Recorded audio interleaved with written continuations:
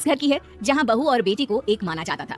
लेकिन फिर अरे शिखा बेटा, तू रसोई में क्यों घुसी रहती है? जा, रोटी मैं बना लूंगी। नहीं माँ जी, आप बैठिए, बस सारा खाना बन ही गया है। श्वेता को बोल देती हूँ, वो खाना लगा देगी सबका। सॉरी भाभी, मेरे पास वक्त नहीं है। माँ, मुझे पैसे देना, पार्लर जाना है। हाँ हाँ चली जाना, भाभी को भी ले जाना। वो भी जाने को बोल रही थी पार्लर, पर पहले ना मदद कर दे उसके खाना लगाने में। देख माँ, वो बहू है, उसे बहू रहने देना। इतना सर पर मत चढ़ा भाभी को। श्वेता, ज्यादा मत बोला कर। बहू और बेटी में कोई फर्क नहीं होता है। जा जाकर काम कर। ननद को माँ का भाभी से इस तरह प्यार करना बिल्कुल अच्छा नहीं लगता। वो बार बार किसी न किसी तरह माँ को भाभी के खिलाफ भड़काती रहती, लेकिन कोई फायदा न होता। एक रोज, अरे बेटे किशन, जा बहू को कहीं घुमा कर ला, सारा दिन घर में काम करती रहती है। हाँ माँ, हम लोग जा रहे हैं ना गोवा। अच्छा जी, भाभी ने तो हमें बताया भी नहीं। वैसे तो सारी पंचायत करती है, ये गोवा वाली बात क्यों छुपा गई हमसे? अरे क्योंकि उसे खुद नहीं पता था बहन, मुझे टिकट सस्ती मिल रही थी तो मैंने बुक कर दिया। हाँ शिखा, पैकिंग कर ले, संडे हम जा रहे हैं गोवा। दोपहर में शिखा पैकिंग कर रही थी कि सास आ जाती है। ये क्या बहू, साड़ियाँ? अरे गोवा जा रही है घूमने या फिर शादी में मायके हैं? माँ जी, ऐसा कुछ है ही नहीं, समझ में नहीं आ रहा क्या रखूं कपड़े में। अरे तेरी और श्वेता की साइज तो एक ही है, उसके कुछ मॉडर्न कपड़े ले ले, आकर लौटा देना। हाँ माँ जी, ये ठीक रहेगा। शिखा श्वेता के पास जाती है और उससे कपड़े मांगती है। ना जी ना, मैं अपने कपड़े ना दूं, वैसे भी फैल जाएंगे मेरे कपड़े, बहुत महंगे वाले हैं। शिखा मुंह लटकाकर कमरे में आ जाती है तो सास कहती है, चल तैयार हो जा, तुझे मैं शॉपिंग करा कर लाती हूँ गोवा की। बस फिर क्या था, सास बहू निकल जाते हैं मार्केट और एक से बढ़कर एक ड्रेस खरीद कर घर आते हैं। पहले बता देती कि नए कपड़े दिलाने वाली है भाभी को, तो मैं अपने ही दे देती ना भाभी को, मुझे दिला देती नए कपड़े। देख श्वेता, परिवार का मतलब सबके साथ रहना होता है, ना कि सिर्फ अपना सोचना।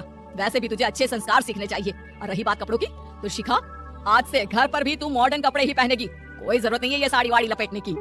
क्या था, घर पर श्वेता और शिखा एक जैसे रहते। एक बार पड़ोसन आती है। अरे बेटा, अपनी माँ को तो बुलाना, जरा बात करनी है। शिखा सास को बताती है और रसोई में चली जाती है। ये आपकी बेटी बहुत बड़ी हो गई है, इसके लिए एक रिश्ता है, कहो तो बता दूं। ये बेटी नहीं बहू है, घर में सब एक जैसा ही रहता है। वैसे मेरी बेटी भी बड़ी हो गई है, कोई रिश्ता हो तो जरूर बताना। पड़ोसन रिश्ता लेकर उन लोगों के घर आती है। तब श्वेता की होने वाली सास कहती है, तो ये घर है, कितने मंजिल का है? और ये बहू ने आपकी क्या पहन रखा है, जीन्स टॉप? अरे भाई, साड़ी वाड़ी नहीं है क्या इसके पास? देखिए सर्दी है तो साड़ी में बहू कैसे मैनेज करती, वैसे पहनती है साड़ी भी। देखिए, हम लोग ठहरे पैसे वाले लोग, कोई कमी नहीं है हम लोगों के पास पैसों की, बहुत पैसे हैं, जमीन, नौकर, चाकर, कार सब कुछ है, लेकिन घर में संस्कारी बहू चाहिए, समझ रही है ना आप? सास कुछ कहती कि श्वेता बोल पड़ती है, हाय रे, नौकर चाकर से लेकर जमीन का और पैसा, हाँ मुझे रिश्ता मंजूर है, मंजूर है मुझे। अरे रुक जा श्वेता, मैं बात कर रही हूँ ना। देखिए, हम लोगों के घर इतनी आजादी नहीं मिलेगी। अरे हाँ कर देना माँ, हाँ कर दे जल्दी से। सास क्या करती, बेटी की शादी ऐसे घर में कर देती है जहाँ ना उनके विचार मिलते हैं और ना ही आचार। शादी के बाद एक रोज फोन पर, श्वेता बेटा एक बार घर आ जा, बहुत दिल करता है तुझे देखने का।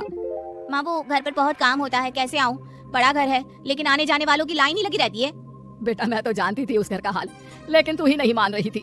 माँ देख, हर घर का यही हाल है, तेरी बेटी को यहाँ घूंघट हटाने की परमिशन नहीं है और एक तरफ भाभी स्कर्ट पहनकर घूम रही है। बेटा मुझे क्या पता था कि मेरी बेटी को ससुराल के नाम पर पिंजरा मिल जाएगा। अच्छा माँ, फोन रखती हूँ, सास को गर्मा गर्म रोटी खिलानी है। तुम लोगों की तरह नहीं कि एक रोटी बनाओ, एक सब्जी बनाओ, फिर सारा दिन फ्री होकर घूमो।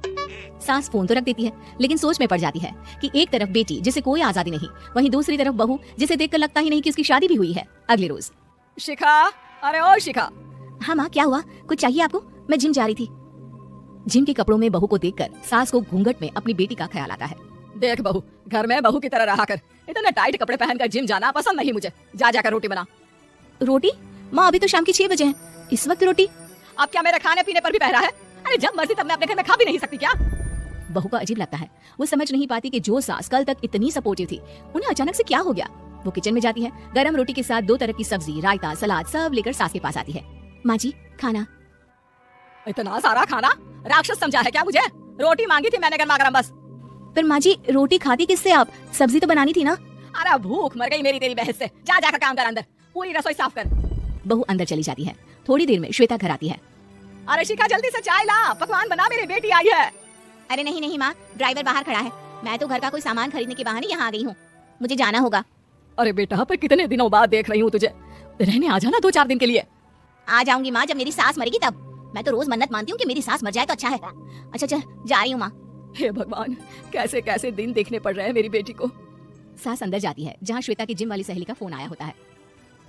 क्या बात है, आज जिम नहीं आई? अरे पता नहीं यार, आज माँ को क्या हो गया अचानक। पर खैर कोई नहीं, लगता नहीं कि मैं अब जिम आ पाऊंगी। शिखा स्पीकर पर बात कर रही थी जिसे सास सुन रही थी। यार ये सास ना होती ही ऐसी है। मैं तो कहती हूँ बुढ़िया जल्दी मरे और तू आराम से जिए। शिखा को सहेली की बात पर गुस्सा आ जाता है। माँ के मरने की कौन सा बच्चा दुआ मांगता है मोहिनी? आगे से ऐसी बात मेरे सामने मत करना। हमारे घर की शोभा ही माँ है। क्या हुआ जो थोड़ी शक्ति दिखा रही है?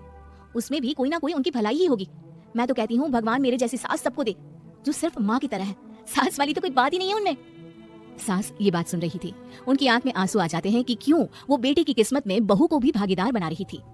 शिखा, अरे ओ शिखा, क्या हो गया? जिम नहीं जाना क्या?